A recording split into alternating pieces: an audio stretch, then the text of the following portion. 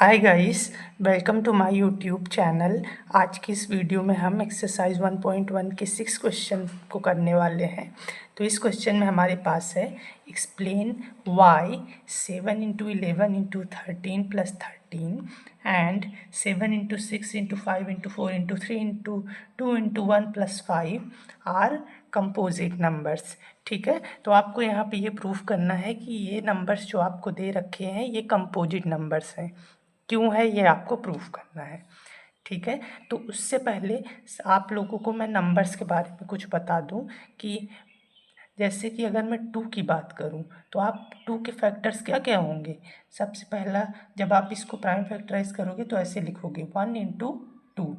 ठीक है, तो क्या हो जाएगा, इसके आप देखो यहाँ पे 2 ही फैक्टर्स हैं, 1 और उस नंबर के अलावा कोई और फैक्टर नहीं है, तो ये हो जाएगा एक प्राइम नंबर। ठीक है, अब इसके अलावा अगर मैं 3 की बात करूं तो इसको आप फैक्टराइज करोगे तो क्या लिखोगे 1 इंटू 3।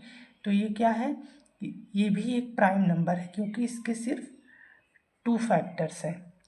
लेकिन जब मैं 4 की बात करूं तो 4 को आप कैसे लिखोगे, आप ऐसे लिखोगे 2 इंटू 2 इंटू 1। तो यहाँ पे आप देख सकते हो इसके 3 फैक्टर्स हैं। ठीक है, इसी तरह अगर मैं 5 की बात करूँ तो 5 के फैक्टर्स क्या होंगे, 1 होगा इंटू 5। तो यहाँ पे सिर्फ 2 फैक्टर्स हैं, तो ये प्राइम नंबर होगा। ठीक है, ये ऊपर वाला कंपोजिट नंबर है जिसके 2 से ज़्यादा फैक्टर्स हैं। तो यहाँ आपको समझ में आ गया होगा, कंपोजिट नंबर वो होता है जिसके 2 से ज़्यादा फैक्टर्स होते हैं। तो फिर चलिए अपना हम सॉल्यूशन स्टार्ट करते हैं। तो हमें क्या दे रखा है, सबसे पहले 7 इंटू 11 इंटू 13 प्लस 13। तो यहाँ पे देखो, यहाँ भी 13 है, यहाँ भी 13 है और बीच में प्लस का साइन है, तो आप यहाँ पे कॉमन ले सकते हो।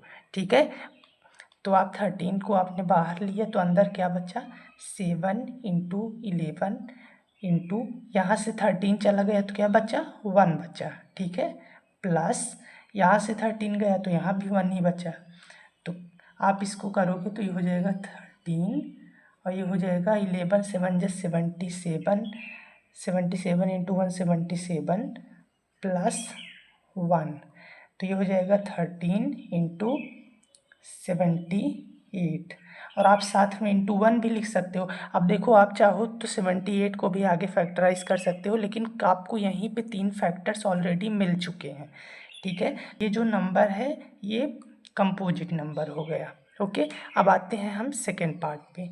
तो सेकेंड पार्ट में हमारे पास जो नंबर है that is 7 into 6 into 5 into 4 into 3 into 2 into 1 plus 5।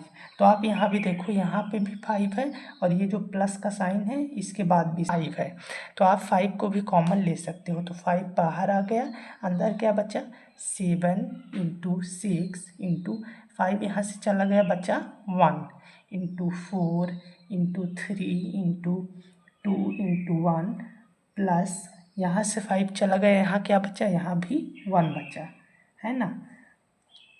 तो अब आप इसको आगे सॉल्व करोगे तो ये पूरा जब आप मल्टीप्लाई करोगे और इसमें 1 ऐड करोगे तो आपके पास आएगा 1009।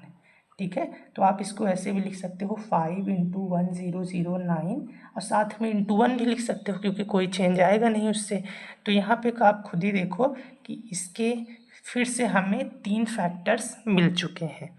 जो नंबर्स दिए थे आपको ये क्या है, कंपोजिट नंबर्स है। अगर आपको इनको लिखना है तो कैसे लिखोगे, देखिए। तो क्या लिखा मैंने, since these numbers have more than 2 factors so these are composite numbers. ठीक है, तो क्योंकि इन नंबर्स के 2 से ज़्यादा फैक्टर हैं तो ये कंपोजिट नंबर हो गए। तो ये था हमारा 6th क्वेश्चन। अब हम आते हैं अपने 7th क्वेश्चन पे।